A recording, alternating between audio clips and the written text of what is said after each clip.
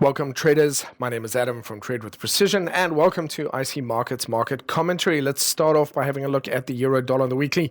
So you can see the last 3 weeks have ended roughly sitting below or closing below. Let's have a look at that. What is that? 1.14. Yes, it wouldn't surprise me if we did get a little bit of a pullback, but not much of a one, back down to 1.12.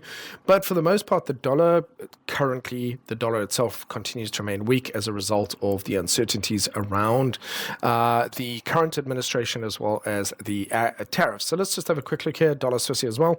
This is a particularly bullish engulfing candle. We've got a little bit of bullish divergence here, so it wouldn't surprise me to see. I would expect the market to potentially, if we break the high of last week's candle, to head up towards 0.8. What is that? 0.84 to see if we can test that for resistance. But for the time being, for now, I expect this to potentially continue to the downside. So I'm seeing these more as pullbacks within a trend. Dollar yen as well.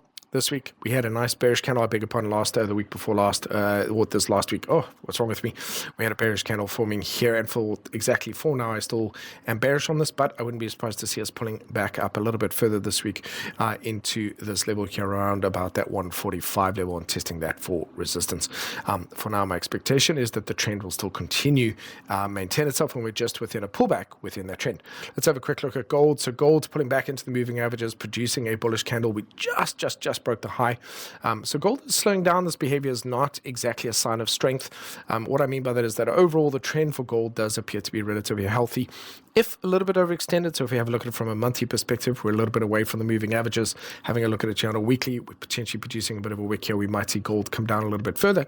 I would just mention here that although I would have expected a bullish candle here and to see a follow through, we didn't get that follow through. In fact, we've continued to stay where we are. So this week, if we break the low here below that 3,260 level, I wouldn't be surprised to see us pulling back down towards the 3,150 level. Alternatively, if we break above the high, I expect us to take another run at that $3,500 level. Crude oil, also here we've broken through a key level of support, and I'm looking here to see if we test this for resistance. Currently, as I speak, we've got a bit of a bearish indecision weekly candle forming here. So break of the low here, we'd see a continuation to the downside. Overall, momentum seems to be bearish, moving averages on a nice bearish formation. We currently have a downtrend here. So my initial plan here is to see if we find any resistance and a continuation to the downside. Having a look here at the global indices. So again, weekly candle, we did produce this bullish candle. Let's have a look at it from a monthly perspective. So you can see overall the sort of general structure here looking relatively strong, but at the same time, although we did produce a weekly candle, was still sitting below a bullish weekly candle, was still sitting below that red 50 period moving average. So I still consider this a bear market at this point in time until we start to really return on the weekly time frame back above that. So I'll be looking for breaks above the high or breaks below the low to give me some indication of where the week is going. The S&P as well, although we've got a very, very strong recovery with where it is now.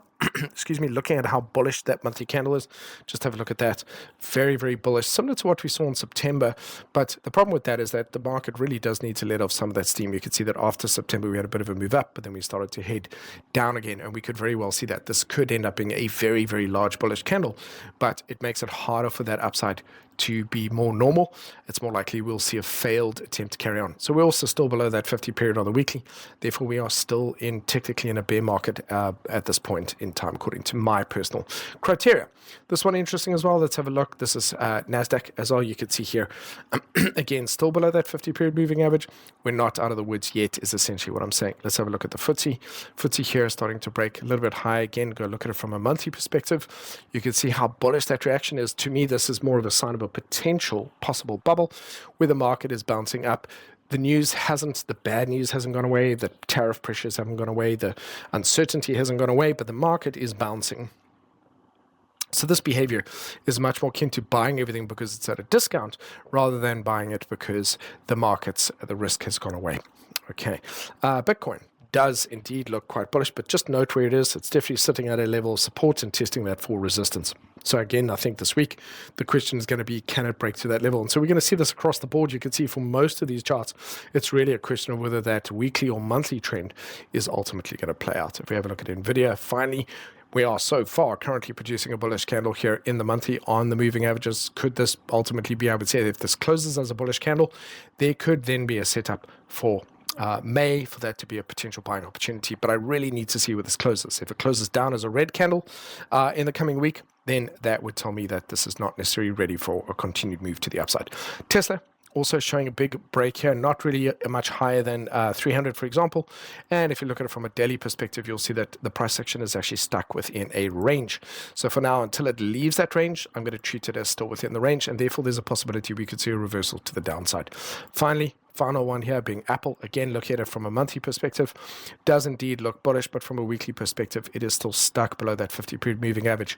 And so therefore, ladies and gentlemen, until we get back up above that, I am not really committing to anything more medium term or longer term. Shorter term, yes, there is some bullishness, but we haven't really escaped all of the things that are happening here that have caused this big correction in the meantime. In fact, if anything, we haven't even seen the actual repercussions of those decisions yet, and that is likely something that could come out this week.